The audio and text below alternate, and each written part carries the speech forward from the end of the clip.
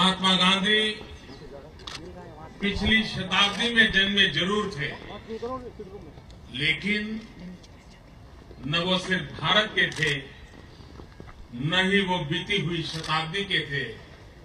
वे पूरे विश्व के थे और वे युग पुरुष थे। और युगों तक जब जब मानवता की चर्चा होगी, तब महात्मा गांधी का जीवन, उनका शब्द, उनके संकल्प संकट की घड़ी में भी मानव जात को मार्गदर्शन दिखाएंगे। विश्व दो संकटों से गुजर रहा है, एक आतंकवाद और दूसरा ग्लोबल वार्मिंग। पूरे विश्व को इसकी चिंता है।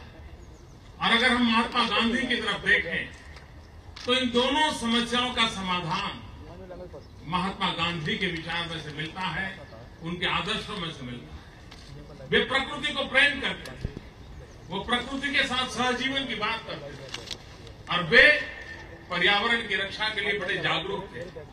उस समय विश्व में कहीं पर भी एनवायरमेंट की चर्चा नहीं होती थी।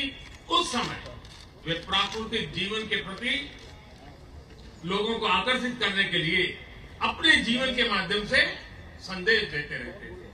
और दुनिया जो आज रक्त रंजित हो रही है, मानव जीवन पर आतंकवाद का साया मानवता को नष्ट करने पर तुला हुआ है, तब महात्मा गांधी का अहिंसा का संदेश, महात्मा गांधी का सहजीवन का संदेश और भारत की धरती का वसुधैव कुटुंबकम का संदेश इस संकट से मानव को बचाने का उत्तम रास्ता है।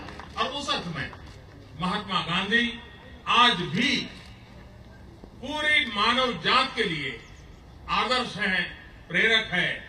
मैं मेयर सी का, हैनोवर की जनता का हृदय से आभार व्यक्त करता हूं कि आज महात्मा गांधी की प्रतिमा यहाँ है। और मुझे बताया गया कि यहाँ की जनता ने मतदान करके तय किया था कि हमारे हैनोवर में महात्मा गांधी की प्रतिमा होनी चाहिए, लोकतांत्रिक तरीके से। और इसलिए आज महात्मा गांधी की प्रतिमा की स्थापना हर हैनोवर के नागरिक के लिए गर्व का विषय है, जर्मनी के लिए गर्व का विषय है।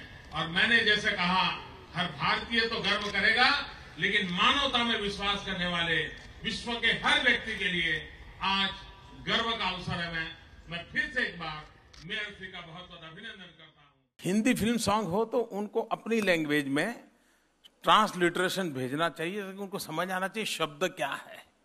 कोई मेल नहीं था, पर चूंकि वो भारतीय परंपरा से वो अपना डेड बॉडी ले जाकर के अग्नि संस्कार वगैरह करने वाले थे,